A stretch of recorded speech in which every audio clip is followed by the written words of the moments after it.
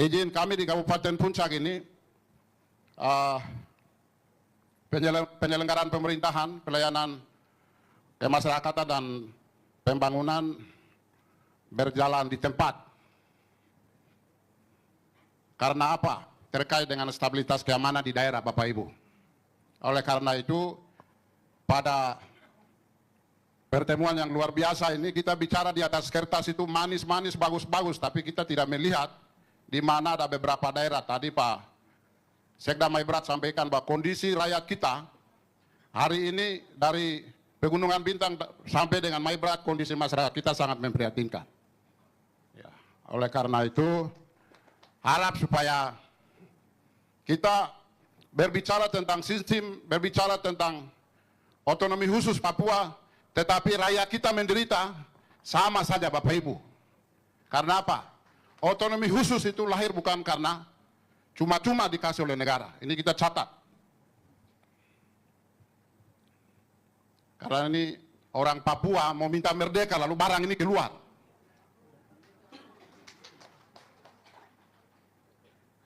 Kemarin Pak Dr.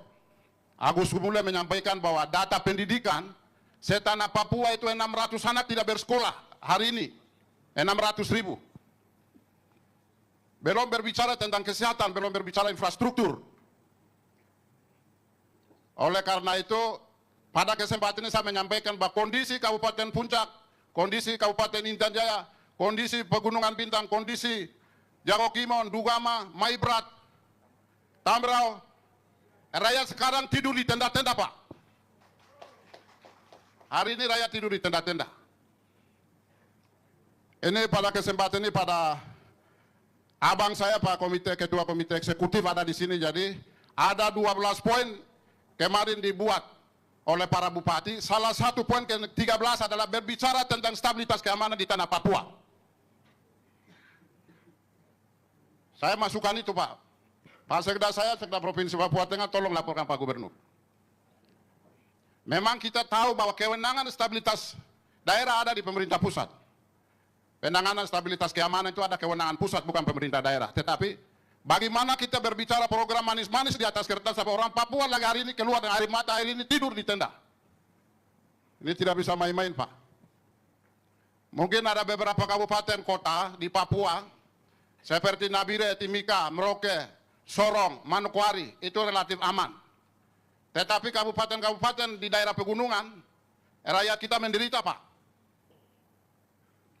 Oleh karena itu, sistem yang disampaikan oleh Bapak-Bapak pembawa materi tadi, harap supaya khusus untuk daerah-daerah pegunungan, daerah-daerah yang tidak bisa dijangkau dengan sistem atau internet, mohon juga dipertimbangkan juga di sini. Agar supaya apa? Kita semua sampaikan bahwa Papua cerdas, Papua sehat, Papua produktif, itu orang Papua bisa ke depan bisa baik. Saya bicara keras, bicara banyak di sini karena saya ada di daerah konflik, Bapak-Bapak. Jadi bagaimana kita mau membangun infrastruktur? Saya sampaikan kepada Bapak-Bapak bahwa Kabupaten Puncak itu harga satu sak semen itu 2.800.000 per hari ini. Kalau kita angkat roda 4 dari Timika ke Puncak, Bapak Ibu bayangkan itu sekali angkut 600.000, Pak. 600 juta. Ini sama dengan harga satu mobil. Kita mau membangun, dari sisi anggaran setiap APBD kita dapat 1, sekian. Kemudian biaya keamanan, biaya para pengungsi. Bayangkan Bapak Ibu, tingkat kemahalannya sudah besar, bagaimana keamanan juga terganggu, bagaimana kita mau membangun. Nah ini. Genap sudah penderitaan kita, Bapak Ibu.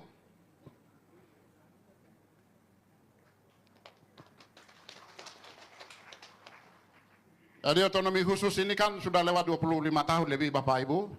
Oleh karena itu ke depan tolong negara diatur baik supaya orang Papua tidak mati, orang Papua tidak keluar air mata, orang Papua tidak berdarah-darah terus di atas tanah ini. Sekali lagi abang saya Pak Komite Eksekutif, ada juga BP3 OKP.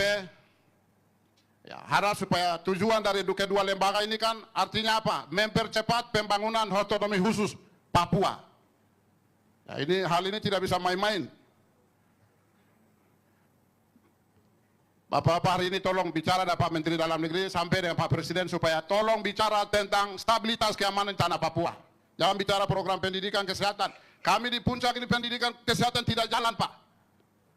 Kalau angkanya Pak Dr. Sumule sampaikan 600 ditambah dengan kami di puncak dan Intan Jaya, di Maibrat, di Ndugama, daerah-daerah konflik ini mungkin udah tambah lagi 800.000. Nanti akan meningkat itu.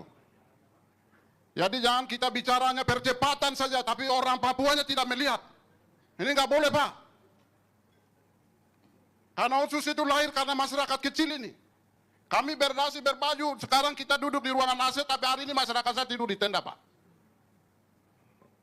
Jadi tolong selesaikan ini dulu. Bagaimana strategi untuk penanganan terkait dengan keamanan dulu. Nanti pembangunan akan ikuti itu, rakyat lagi menderita hari ini. Nah, itu yang saya sampaikan. Terima kasih apabila saya ada sampaikan kata-kata kotor, saya tarik kembali.